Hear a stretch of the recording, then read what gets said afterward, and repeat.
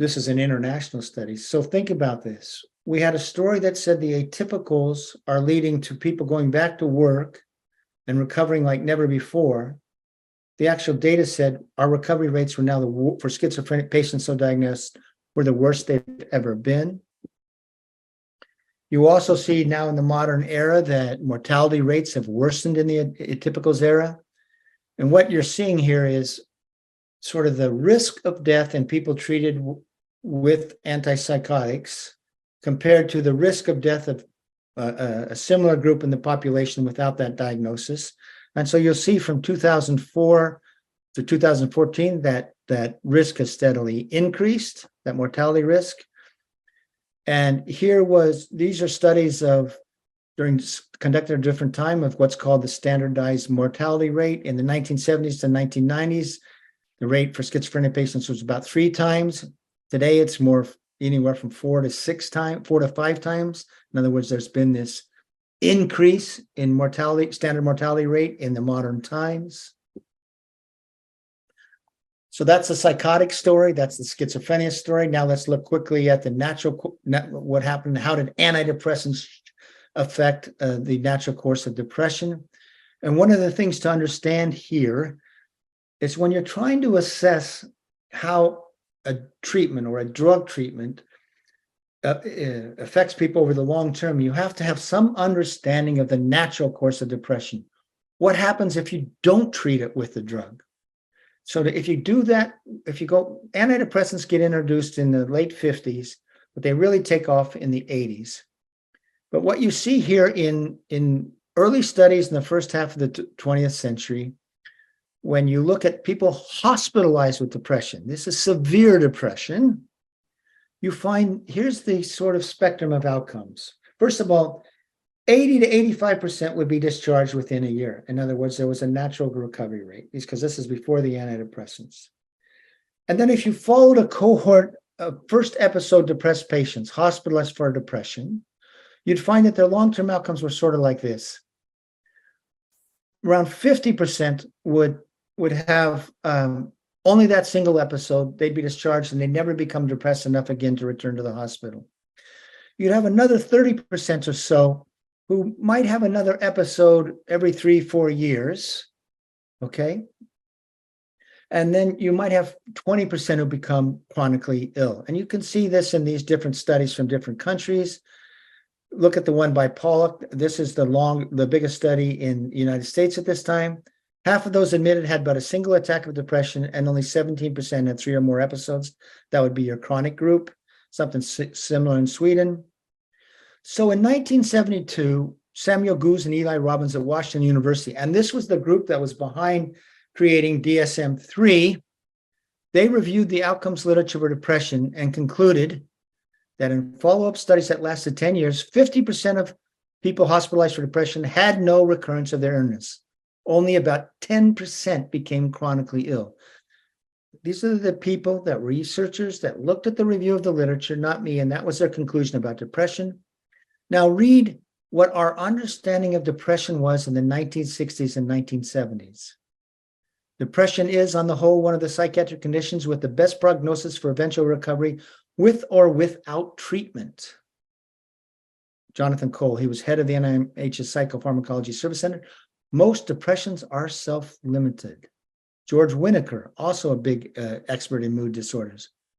Assurance can be given to a patient and to his family that subsequent episodes of illness, God, that needed to, there's a typo there. After a first mania or a first depression will not tend toward a more chronic course, not a chronic illness. Head of the depression section, Dean Schuyler, said, most depressive episodes will run their course and terminate with virtually complete recovery without specific intervention. With this understanding of depression, the idea with antidepressants was you could speed up a normal recovery process, because being depressed for 6 months, 8 months was a long time to be depressed. You weren't going to improve on that, but hopefully you can speed it up. That was the thought.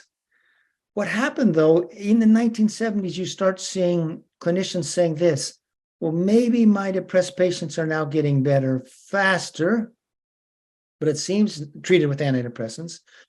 but it seems now that they're becoming more chronically ill. They're staying ill. So they're causing a chronification of the disease. And now in the 1980s, you start seeing that researchers are looking, well, what is the course of medicated depression? And you see, here's the new spectrum of outcomes. 1/3 are responders to initial treatment. Half of this group, if maintained on antidepressant, will stay well. In other words, 16%. 1/3 are partial responders to initial treatment. This is the first step toward a more severe relapsing and chronic course.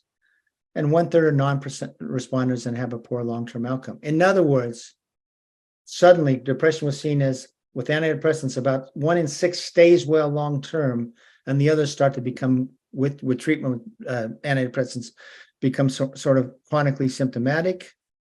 We did this largest antidepressant trial ever conducted. It's called the STAR-D trial. The idea was that this will be a study funded by the NIMH, which shows that in regular clinical care, we can help people get care and stay well, get well and stay well. So people were treated with initial antidepressant. If that one didn't work, they could be switched to a second antidepressant. If that didn't work, a third one, and given psychotherapy. They were given 4 tries to remit. 1,518 remitted. Then those who remitted that means they got better below a certain scale. And then you see, of that group, they were switched to a 1-year follow-up study where they could be continually treated. And so how many were well at the end of 1 year? 108. That's a 3% stay well rate in the largest antidepressant trial ever conducted. And you'll see then of the group that either never remitted, relapsed, or dropped out was the remaining 97%. This is the worst outcome for depressed patients I've ever seen in the literature. Now, at the same time, the NIMH did a study of unmedicated depression. And what do you see? That you see the recovery rate, just like in the old days. 1 month, 23% better, but they kept getting better. And by the end of 12 months, 85% were better. So here's what the researcher wrote. Kreplin, that's in the old days, found that depressive episodes usually cleared up within 6 to 8 months.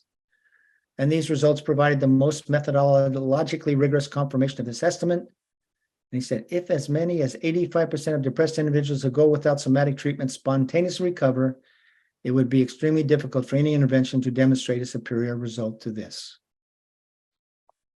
So what you see is confirmation of that old way of untreated depressive episodes versus treated, and you see it's much worse today. Now I'm running a little bit slow. I'm just going to go real quickly here. Even bipolar used to be seen as an episodic disorder, something with 50% of those suffer the hospital for manic depressive would be discharged and never suffer a second attack. Only 20%, 3 or more episodes. It's the same thing basically. 50% would get well, never have a second attack. There might be 30% that occasionally have an attack. It was still seen as episodic. And there was very few that required a long-term hospitalization. You'll see that back then, before the drugs, 80% would be socially recovered and resume their former positions. They'd go back to maybe married. They live in their own homes. They'd work. That was manic depressive illness before the introduction of psychiatric drugs. You'll see here in this description, there's no basis to consider that manic depressive psychosis permanently affected those who suffered from it. Each episode is usually only a few months in duration. Significant number of patients, only 1 episode. And once they recover, they have no difficulty resuming their usual occupation. Then in 2007, Ross Baldessarini summarized the change in outcomes. And what did he say?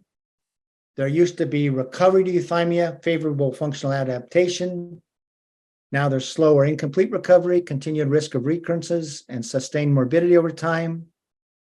Before, 85% of patients would regain complete premorbid functioning, return to work. Now only a third do. Before, bipolar patients didn't show cognitive impairment over the long term. Now they end up nearly impaired as those with schizophrenia. In sum, prognosis for bipolar disorder was once considered relatively favorable, but contemporary findings suggest that disability and poor outcomes are prevalent. And here's my favorite part, despite major therapeutic advances. In other words, things have gotten worse as we medicated bipolar disorder. And obviously right now we use a lot of polypharmacy. This just shows you disability due to mood disorders with the introduction of the antidepressants. I'm talking about the SSRIs. And look what happens. As you get more and more people using antidepressants, the number on government disability due to mood disorders rose in lockstep. And from 1994 to 2013, the number of people on government disability due to mood disorders increased fivefold. At the same time, that increase of the antidepressants increased fivefold. Now, if you see that antidepressants induce a change of the course to a more chronic course, you can see why that would lead to more disability. Suicide has also increased in the modern era with increased use of antidepressants. You'll see the suicide rate and the antidepressant usage. In order to move on, I have to go a little bit quicker. Just in the 1990s, the NIMH mounted what's called the MTA, multi-site, multimodal treatment study of children with ADHD. And they said, this is going to be the first good study of treating children diagnosed with ADHD with stimulants. So this is going to tell us whether we're if we're providing them with a benefit over the long term. And I note that before this, we have no evidence that stimulants provide a long-term benefit in any domain of functioning. And what happened was, real quickly, the kids were diagnosed, they were randomized either to drug prescribed by an expert, drug prescribed in the community, drug plus behavioral therapy, or behavioral therapy alone. And those randomized to the one group with drug as prescribed by experts, they had a greater reduction in core ADHD symptoms. And there was a hint that medicated children also did better on reading tests.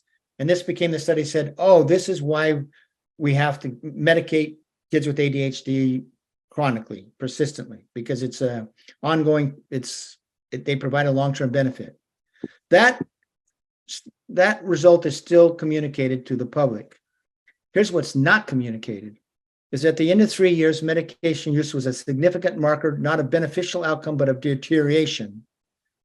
Those using drugs actually showed increased symptomatology turned to those not taking medication. They were also now slightly smaller and higher delinquency scores. You now have a result telling of a drug treatment that's making kids worse. 6-year results, medication use associated with worse hyperactivity, impulsivity, and oppositional defiant disorder, and with greater overall functional impairment. 3 and 6 year results are never told to the public. And you'll see the conclusion. We had thought that children medicated longer would have better outcomes. That didn't happen to be the case. No beneficial effects, none. In the short term, medication will help the child behave better. In the long run, it won't. And that information should be made very clear to parents. It, of course, is not. Instead, we hear about how ADHD is a genetic disorder, it's a brain disorder, and you need the drugs. Real quickly, there was a Western Australia study, long-term study, and they also found negative outcomes for those medicated ADHD children. They were 10 times more likely to be identified as performing below age level in their schoolwork, worse ADHD symptoms, elevated blood pressure. Conclusion, medication does not translate into long-term benefits to the child's social and emotional outcomes, school-based performance, or symptom improvements. There was a study of long-term outcomes in Quebec. It was the same. When we turn to an examination of long-term outcomes, we find that increases in medic use are associated with increases in the probability that boys dropped out of school and with marginal increases in the probability that girls have ever been diagnosed with a mental or emotional disorder, a worsening of outcomes. And here's the disability data. In 1988, this is when Prozac comes to market, and this is during the era we started diagnosing our kids with ADHD, depression, juvenile bipolar disorder. It did not happen before 1980. And what do you see?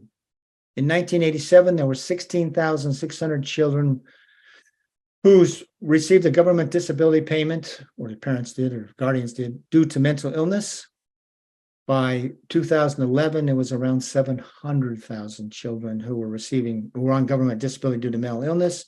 And if you follow those children to age 18 who get on government disability as children, about 2/3 go on to adult disability. So you see here a new career path for children who are diagnosed, given drugs, said to be disabled by it, and then you're really creating a path towards a life as a mental patient.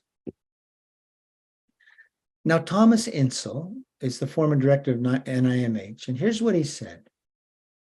Look at this. It's a pretty safe bet in most of medicine that if you treat more people, death and disability drop. But when it comes to mental illness, there are more people getting more treatment than ever, yet death and disability continue to rise. How can more treatment be associated with worse outcomes? Well, if you have treatment that increases the chronicity of disorders and increases the likelihood that people remain symptomatic and functionally impaired, and you treat more people with those treatments. By the way, those are the outcomes in the aggregate. There are some people who do well on drugs. That shows up in the research as well. You just have to compare it to what is the natural capacity to recover. If that's so, if that is the long-term effect of treatments, probably due to oppositional tolerance and this sort of impairment of normal functioning, then you would expect to get worse outcomes. That becomes an explanation for what we're seeing. Now, Thomas Insel said, oh, it's not the drugs, it's we're not providing enough social support.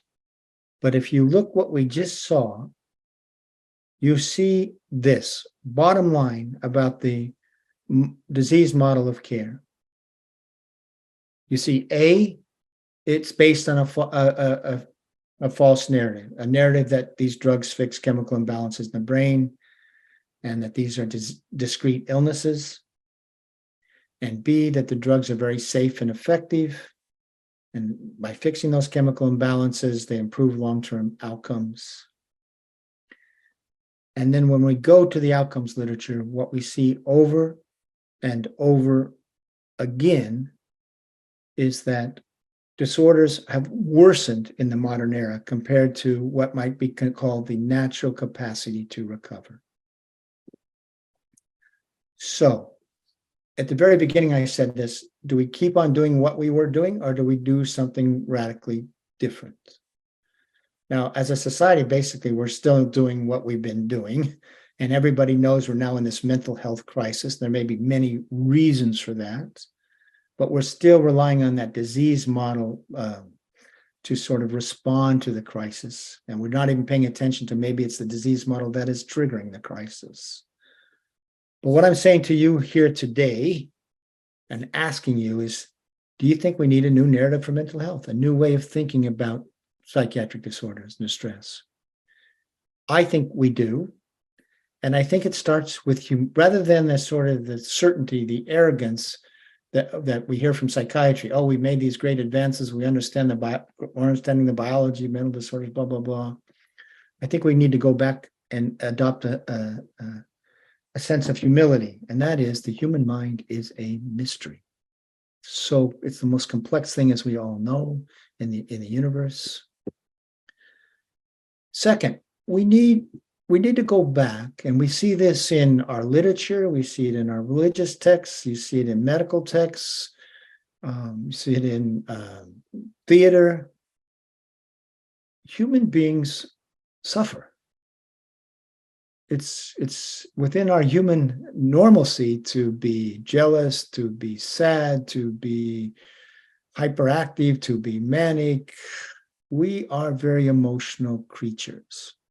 And we can have we can have hallucinations, we can hear voices.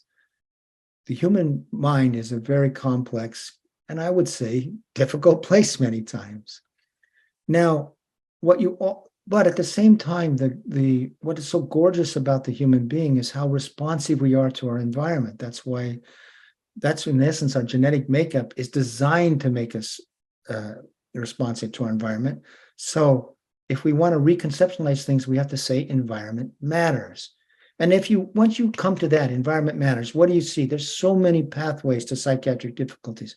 There are physical illnesses that cause psychotic problems. that cause psychiatric problems.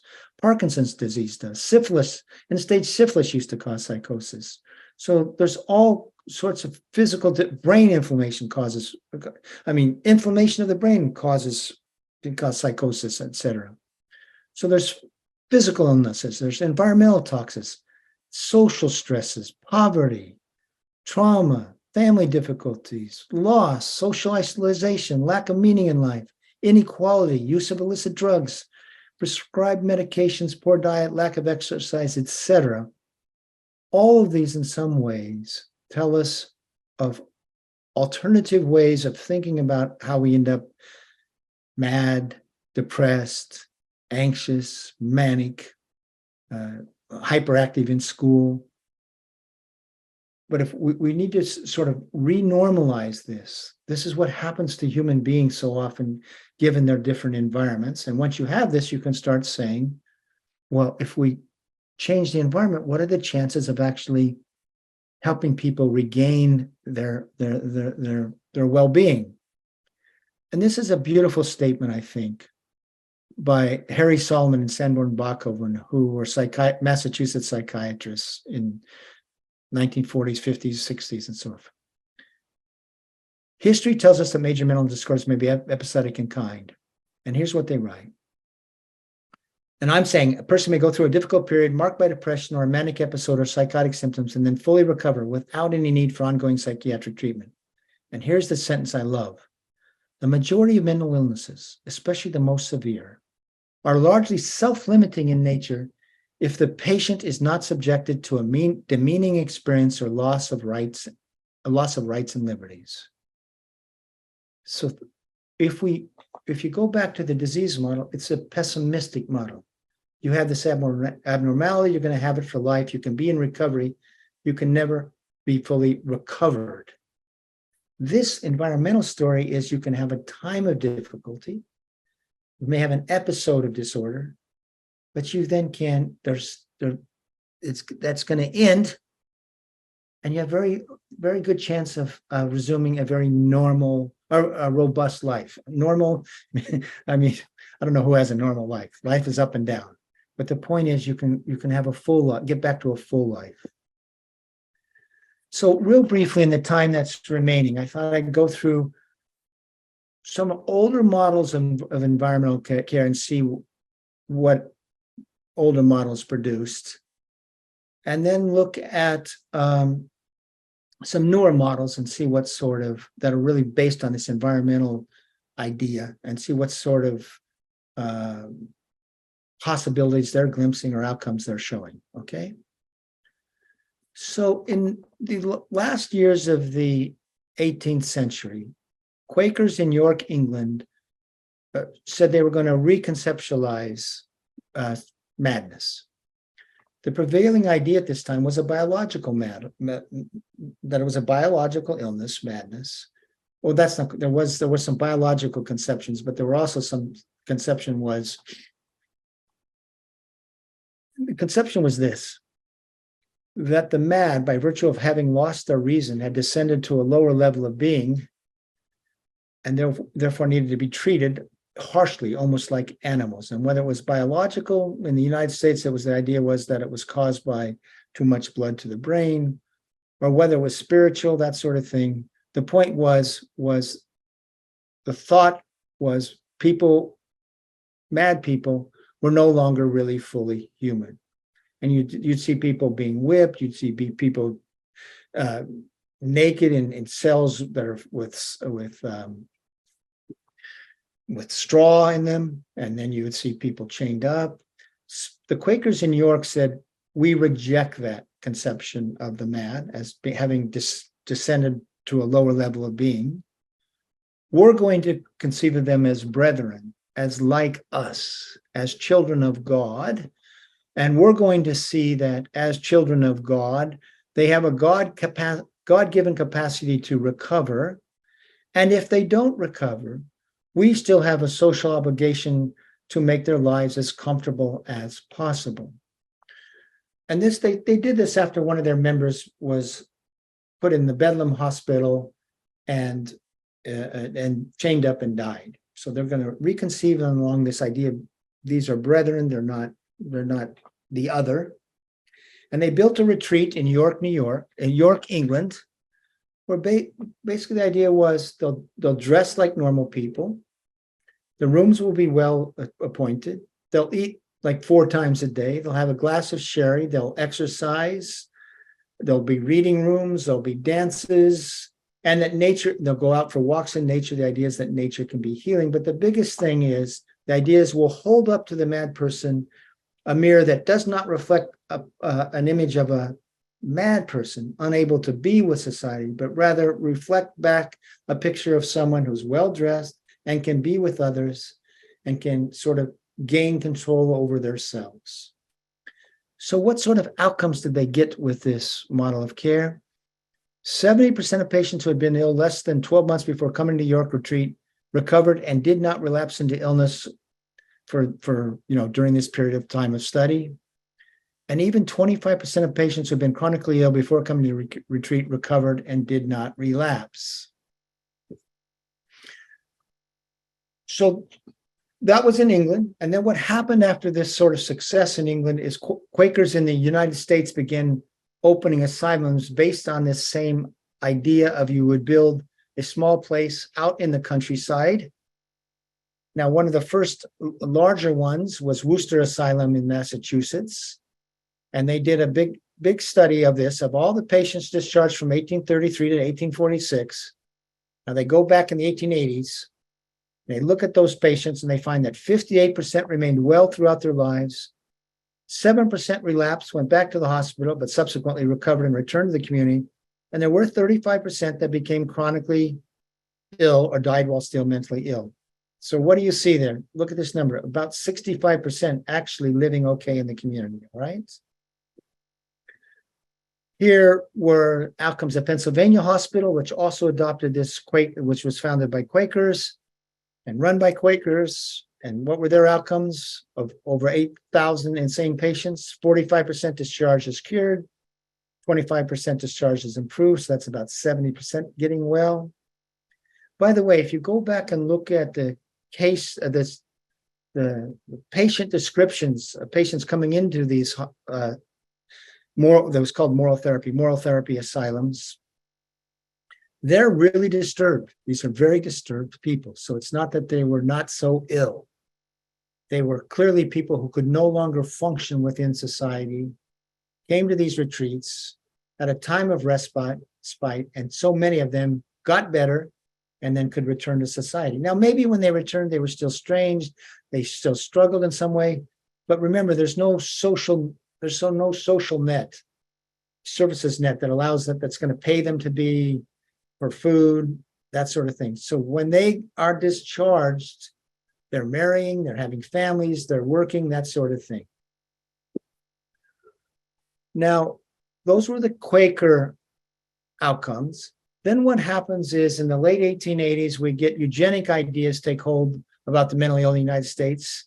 And now, instead of thinking of them as brethren, as like us, which is what the Quakers were encouraging us to do, they were seen as having bad genes. And because of their, and by the way, it was said to be a recessive single gene disorder, madness. You get one insanity gene from your father, a sane gene from your mother. At that point, since it's a recessive disorder, so was the thought, you would be a carrier of the insane gene, but you wouldn't be insane. It's when you got the insane gene from both parents that you became insane. Anyway, under these ideas, we passed laws that said, oh, we have to sterilize the mentally ill, and we have to put them in the hospital and keep them there so they don't, if we're not sterilizing them, so they don't have children. So what's again, instead of seeing as a brethren, we're seeing them as a threat, as genetic defects. And that takes, and during this time, we get all sorts of very aggressive somatic therapies, lobotomies, electroshock. And one of the reasons that lobotomy became popularized in the 1940s was the thought that these people, hospitalized patients, they really have no value, that they were just a threat to society. So if you made them quieter and induced sort of a quiet dement, that was seen as a benefit. So, but then the Nazis adopted, of course, eugenic ideas about the mentally ill. They began killing the mentally ill even before they began killing. The Holocaust began with killing of the mentally ill in Germany.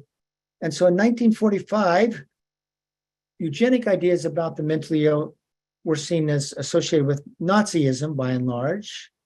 And at the same time, with that eugenic idea disappearing, where you have to keep people in the mental hospital because A, they have a genetic disorder, and B, they could have bad genes, you don't want them to have kids, there's a switch. And now the idea is we should try to get people out of the hospital. And so what do we see in this decade following World War II and up to 1955, which is when antipsychotics were introduced? What sort of discharge rates do you see for psychotic patients? Well, Warren, 62% were discharged within 12 months. At Delaware State Hospital, 85% were discharged by the end of 5 years. And then what are their stay well rates? In the Warren State Hospital, 73% were living in the community at the end of 3 years. Delaware Hospital, 70% were living in the community 6 years or more after initial hospitalization. You remember this, 70%. Remember this, 65%. Now, what are you seeing from 45 to 55? 65, 70% have a time of psychosis, get discharged, and are able to live in the community 3-5 years later. And this is before we had disability payments. So people are working, et cetera. Now, antipsychotics are introduced in the 1955. California does a big study of first episode patients. Look at the discharge rate for those treated without neuroleptics at the end of 18 months, 88%. It's actually higher than for those treated with neuroleptics. The researchers concluded that drug-treated patients tend to have longer periods of hospitalization. Untreated patients consistently show a somewhat lower retention rate. For our purposes here today, the importance is people are getting better without schizophrenia patients, without use of drugs. This was the relapse rate in a study that compared people treated in 1947, looked at their outcomes 5 years later versus those treated in 67 with drugs. Look at the 47 cohort. 76% were successfully living in the community at the end of 5 years. 1967 cohort, they're much more socially dependent. So look at what I've done here is a chart on, by the way, I see the participants raised hand. We'll get to the questions in just a second, okay? But just look at the good outcomes without use of antipsychotics for patients diagnosed as insane, schizophrenic, or psychotic. York Retreat, 70%. Worcester Asylum, 65. Pennsylvania Hospital, 45 to 70. Warren, 73, 70, 76. I didn't do this. Norway had a thing, 63%. California, 88%. So this is telling you of the possibility of recovery from psychosis in the absence of neuroleptic, if you don't see it as a chronic disorder for everybody. There was a World Health Organization cross-cultural studies in the 1970s, 1980s. This compared outcomes in 3 developing countries, India, Nigeria, and Colombia, with outcomes in the US and other developed countries. One study was 2 years in length, the other was 5 years. In each study, those in the developing countries had a considerably better course. Researchers concluded that being in a developed country was a strong predictor of not attaining a complete remission. Those in the poor countries, exceptionally good social outcomes. And here was the difference in medication usage. In the developing countries, the drugs were used acutely, but not chronically, whereas in the rich countries, the developed countries, that was the standard of care. In other words, worse outcomes associated in countries that use the drugs long-term. They go back at 15 to 20 years. In the developing countries, where people maintained on antipsychotics, 53% were never psychotic anymore, and 73% were employed. That's not far off from what Harrow saw in his study. Then there was the Lauren Mosher's Soteria Project. This was a study designed in the 1970s. And the idea, Lauren Mosher was the head of schizophrenia studies at the NIMH. He became belief that many people could get better with the proper environments. So he demedicalized it. It was a study, randomized study. Newly diagnosed patients were either treated in the hospital normally with drugs, or they were taken to a house that was staffed by ordinary people where they would just live with the people. And in the house, they would not be put on antipsychotics right away. But if people failed to improve or deteriorated, then they would be put on the drugs, on antipsychotics. You see, it ran for 10 years, 179 patients. At the end of 6 weeks, the diminishment of psychotic symptoms were same in the group treated with antipsychotics as those randomized to the house. Those randomized to the house in the 2 years had lower psychopathology scores, fewer readmissions, and better global adjustments. Look at the antipsychotic use. 42% never exposed, 39% used them temporarily, 19 regularly. Soteria is a model for selective use of the drugs. Now, in northern Finland, that's a model they adopted in early 1990s with a form of care called open dialogue. The idea was, with this conception, was madness or schizophrenia doesn't happen in the brain of the individual, but rather in the in-between spaces of people, and that the psychotic person bears the burden of making known of disruptions in this inner space. So the idea is you have to repair those relationships with family, with friends, with society, and that if you can, what you really need to do is to help the person who's psychotic gain a new narrative where they can be they can be with others in the world, and they can have a positive, sort of hopeful idea of returning to a normal life. And here's how antipsychotics, they weren't put on antipsychotics right away. If after a period of time they weren't getting a better, quote, grip on life, then they would be put on an antipsychotic, low dose. And then for those put on an antipsychotic, at the end of 6 months, they would see who can come off the drug and who needs to be on the drug long term. So here was the antipsychotic usage in 5 years. 67% never used the drugs, 13% for a period of time, 20% continual use. And look at the outcomes. 67% never relapsed during 5 years, 79% asymptomatic at 5 years, 73% working or back in school, only 20% on disability. If you go to this part of Finland, when they were doing this in northern Finland, they said, once we adopted this approach, which became an environmental approach with selective use of the drugs, we saw the long-term course of schizophrenia completely change away from a chronic disorder into a much more episodic disorder for so many people. And you'll see here, look at those who didn't use antipsychotics in the first 2 years. Basically, 85% were well at the end of 2 years.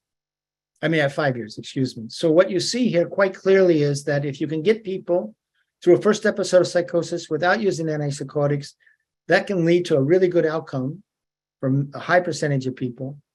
And also, if you just use them selectively and sort of for a shorter period of time, that will also help a group of people do well over the long term. And then only a small percentage will really end up chronically ill. With this knowledge of this literature becoming known in Norway, the health minister, in response to user groups, declared, this goes back to 2014, I think, said, I want all our health districts, there's 4 in Norway, to start setting aside beds for medication-free treatment for patients who do not want to be put on psychiatric drugs. These were representatives of the user groups that made it happen. Now, there is a ward in the north part of Norway, in Tromsø, Norway, which is dedicated to medication-free treatment, and it's psychotic patients there. And this is what one of the people say. The people who come here don't want medication. This is their deepest wish. We say, you can come to us. We want you as you are. Come to us with your delusions, your illness, your thoughts and feelings and history. Everything is good. We can meet them as they are. When people experience that, something essential happens. It takes away to the mistrust and the fear and says to the person, this is okay. And then the person can start growing. That is the most important thing. By the way, I went there, I visited this ward, spent a few days there. There are psychotic people, but they're free to leave anytime and go into the town and shop. It's an active place. There's still people struggling. Some people came in, they were on drugs and are tapering down. But it's a very sort of alive place. People are playing music. It's very different than when you go to a hospital where people are heavily medicated and basically just sitting around. You'll see here, this is the psychiatrist who really did this. He was one of the supporters that made it happen. And then basically he created this ward. And what he's finding out as patients go off, they report that when they taper, they get problems back, but they find new ways to deal with them. These people have a very strong feeling about getting their emotions back, and this is also experienced by their families. One woman told us, "I thought I lost my husband 4 years ago, and now he's back." So this is showing what's possible. This is the director. It's a new way of thinking. Before, when people wanted help, it was always on the basis of what the hospitals wanted and not on what the patients wanted. We were used to saying to patients, "This is what is best for you," but we are now saying to them, "What do you really want?" And they can say, "I am free, I can decide." This is another one in Basel where they're taking people off in Norway at a different hospital. And basically they're finding that even with chronic patients, about at least half they can get medication free. And some of those who've been chronic completely recover. Just to finish this, there's now in Israel, Soteria homes being set up. The man leading this is Pesach Lichtenberg. He met Lauren Mosher. At one point, he was the psychiatrist in Israel responsible for getting hospitals to use the new atypical antipsychotic medications. He saw that wasn't so great.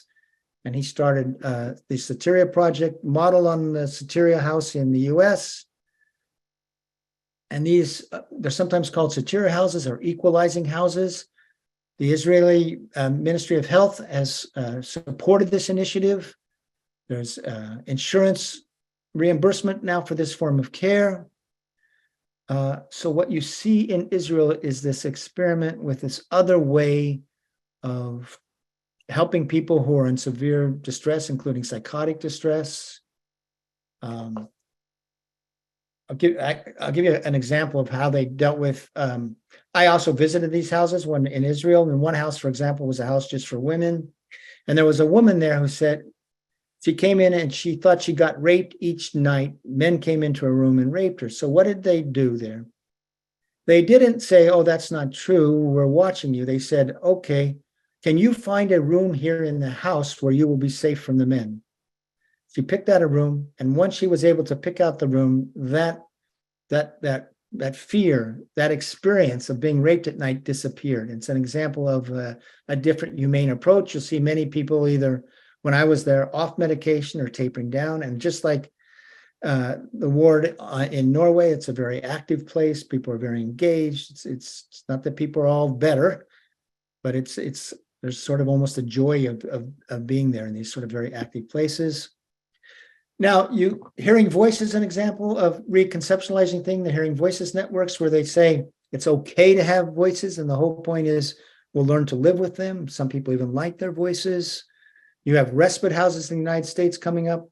But what I want to show you with these last two slides is the calls for a revolution in mental health care, a rethinking, is now coming from the very highest sort of organizations, prestigious organization. This is from Daniel Puris, UN Special Rapporteur on the Right to Health. What does he write? The urgent need for a shift in approach should prioritize policy innovation at the population level, targeting social determinants, and abandon the predominant medical model that seeks to cure individuals by targeting disorders. That's from the UN Special Rapporteur for Health. And then in 2021, you see that the World Health Organization issued new guidance, and you read it yourselves, but a fundamental shift within the mental health field is required in order to end this current situation. We need to rethink everything.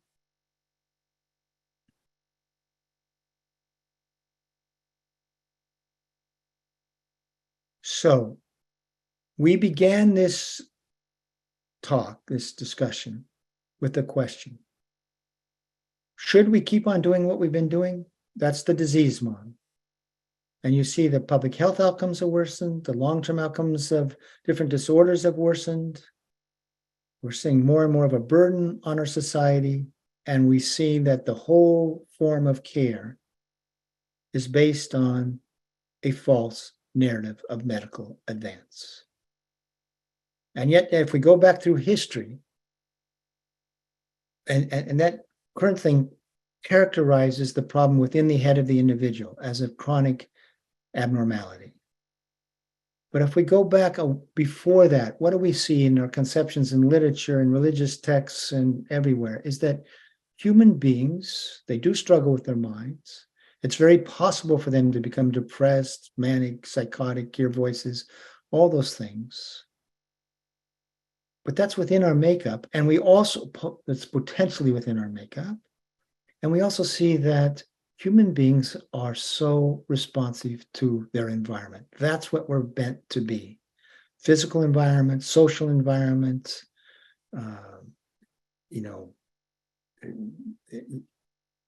equality, all these sort of things. So if we have that conception of human beings, we can say, well, maybe what we should do different is try to create more nurturing environments. And when people do struggle and fall into difficult situations, what sort of environment can we create for them, housing, that sort of thing, that can help them provide meaning in life and also develop a narrative for going forward where they can sort of be with other people and be well in other people? How can we give them a new narrative? And so that, I think, is the choice for us as a society that is being presented to us today. All right, I went a few minutes over. I was supposed to be done at 10:30. So at least we have about 25 minutes for questions and discussions. And I'm not sure if someone is going to, I'll go in. I don't know. I'm back, Robert. Oh, good. Okay. Great. Thank you so much, Robert, for that very informative presentation. It's very enlightening to see how the system works and where we are with all these medications, and how they've been kind of foisted on us. So we're now going to begin the Q&A, and I just want to go over a few things with the group. But Robert, I believe you have a book, if I'm correct. Where would someone go about getting your book? Yeah, the books are most easily you can purchase them from Amazon or some other online vendor. I mean, they've been published a while back, so the bookstores often don't have them. But the books are there they are. Anatomy of an Epidemic, Mad in America, On the Lapse of God, Psychiatry Under the Influence, The Maker's Wife. Those are the books I published. And Psychiatry Under the Influence, I co-wrote with Lisa Cosgrove. All right, and do you have a website so this right here, just for the audience, this is our website. If you can buy it through The Real Truth About Health, and I believe it actually goes through Amazon, but a small donation will be given back to support the Real Truth About Health conference. And then how about a website and any sort of social media so people can follow? So after I wrote Anatomy of an Epidemic, which looked at these long-term outcomes, a lot of people said, oh, we need to do something different. We need to think about this. So I started a web magazine called Mad in America. And basically what we do on Mad in America is we provide daily science reports. And go back to what I was just speaking about. What we're doing is showing what the real science is, and it's out of sync with the public narrative. Okay? So that's why we have daily science reports. We have blogs written by an international group of writers that are both talking about what has gone wrong with the current paradigm of care and also exploring what could be different. And then we have personal stories, because one of the things that the disease model said was, we can't listen to people who are psychotic because they lack insight into their illness, or people with bipolar. And that's a recipe for bad medicine when you don't listen to people who are being diagnosed. So we have personal stories about their struggles, about what it was like to be treated, how they got well.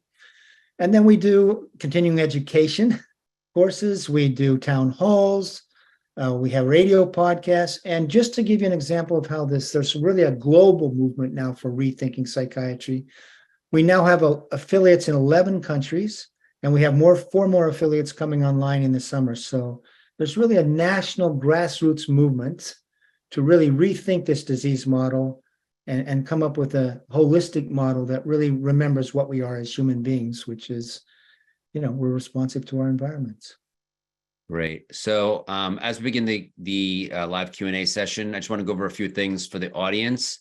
We don't take any questions directly from chat. What we do is you need to raise your hand in Zoom. And if you're not familiar with that, in order to do that, you go to the bottom of the Zoom window. Second from the right, you'll find the reactions button. You'll click on that and click on the raise hand function. When I call on you, please just state where you're from and state your question. And if we just ask that all questions are brief and on topic. And with that, I want to go ahead and ask you a question myself. So you've written you've written about the role of institutional power and financial interests in shaping mental health policy. What are some examples of how these forces have influenced our approach to mental illness, and how can we work to counter these influences? Well, the best example really is how the pharmaceutical industry promoted the chemical imbalance story, but with the cooperation of psychiatrists and the American Psychiatric Association. And so what you see is once the American Psychiatric Association adopted this disease model and basically promoted it around the world, the pharmaceutical company said, this is great. We'll start paying money to academic psychiatrists and to the APA to promote this new model, but we'll also pay academic psychiatrists to be our thought leaders, consultants, investigators on our trials, authors of our trials, and then we'll pay them to give, and we'll give money to them to speak at, dinners and conferences and that sort of thing. So what happened in the 1980s, we say the pharmaceutical industry captured academic psychiatry. And academic psychiatry, you even said, we're entering a partnership. The APA said, entering a partnership with the drug companies. And so what you have is industry money helping to fund and promote a story that was born of guild interests. And that's why we organized ourselves around this false narrative. And that's why we got this explosion in the use of drugs and diagnoses, is because there was this merging of commercial interests with guild interests, and money flowed from the commerce part to the members of the guild. And that's why we ended up with a false narrative. And by the way, so if you think about this from a capitalistic point of view, this was a very successful story. Capitalism, corporations try to build markets for their products, right? That's what they do.